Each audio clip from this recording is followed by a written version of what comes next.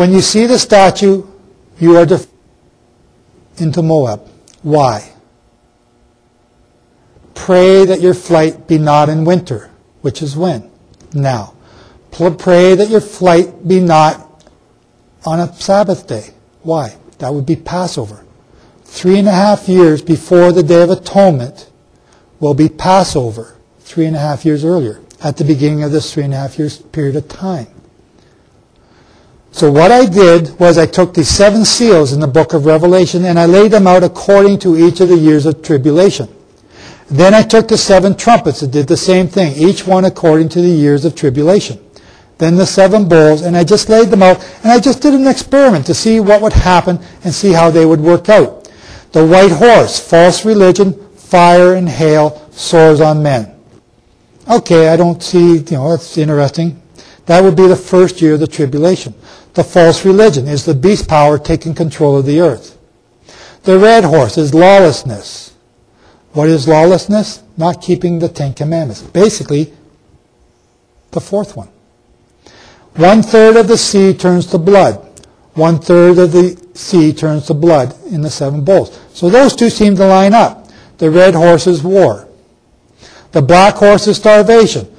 Fresh water to blood, and rivers turn to blood. So those two seem to match up too. And I don't know exactly what all this is meaning. There's more research to be done. But now that we seem to have a chronological order for all these events, some things will start to make more sense. And it does to me. The pale horse is at the 3.5 year period time, the last year of the captivity. 25% of the earth will die of starvation at this time. 1/3 of the light will be gone. And yet, although 1/3 of the light is gone, the sun still scorches men and they curse Yahweh. Again, those two seem to match. The next one is very important, because the next one is when you're supposed to flee from Jerusalem. And right there in the 7 seals, this seal is martyrdom. It happens at Passover time, the great martyrdom of the saints. Those who do not run quickly enough or do not realize what is happening will get caught and slaughtered. It happens at Passover. Very interesting timing, I thought. What happens at this time? Because the beast power is now coming into his own, the bottomless pit is opened up, as it speaks of in Revelation. And the beast throne is turned to darkness. He is now turned loose, and he's now going after all he can. He's going after Gog and Magog, which are now about to attack. He's going after the children of Israel, who have now fled into Moab and are to be hidden. Moab is commanded to hide us. Interesting time. A lot of things are happening at this time because of the statue being set up in the throne. The second year, or the 6th year of tribulation, the second last year, is nuclear. Stars falling from heaven. If you look at Baghdad and watch the war on the nightly news, you will see how the stars, or falling rockets, look like stars falling from heaven. The numbering of the 144,000 takes place at this time. When is that happen? Trumpets? Pentecost? I'm leaning towards Pentecost because of what's happened in the past.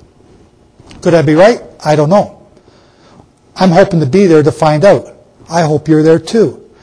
But you must survive all these things previously to arrive at this time. The 4 angels are released on the Euphrates. The Euphrates is dried up for the kings from the east to come. And they're coming. So is this Gog and Magog now?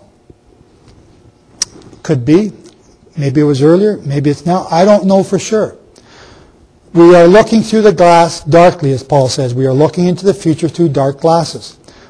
But with this chronology and this sequence of penalties that we are going to pay, and knowing the holy days in the order that they fall, everything seems to be falling into place according to this chronology.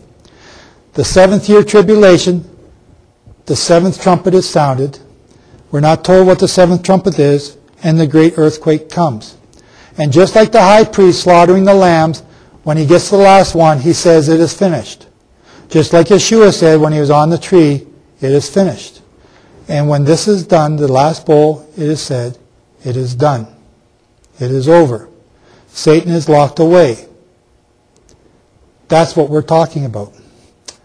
Now, when I did this and showed it to Stan, Stan got very excited because he had done the exact same thing, lining up the 7 bowls with the 7 seals and the 7 trumpets.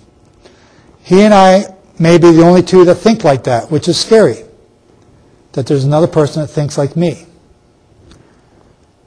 His go across, or mine go across, and his line up and down on this chart. Very interesting. Are we right? Don't know. We'll find out when we get there, but we have to get there.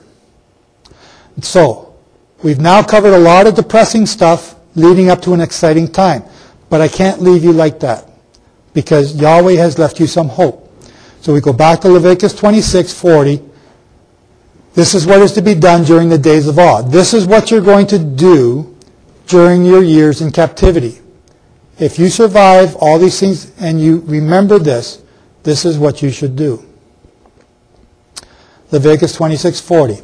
If they shall confess their iniquity and the iniquity of their fathers with their trespass which they trespass against me, and that also they have walked contrary unto me, and that I also have walked contrary unto them, and have brought them into the land of their enemies. Yahweh brought you into the land of your enemies.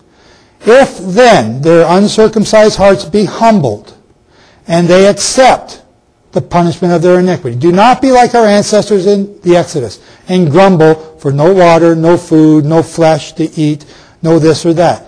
Be content that you have your very breath. If you've got your breath, you should be happy with that.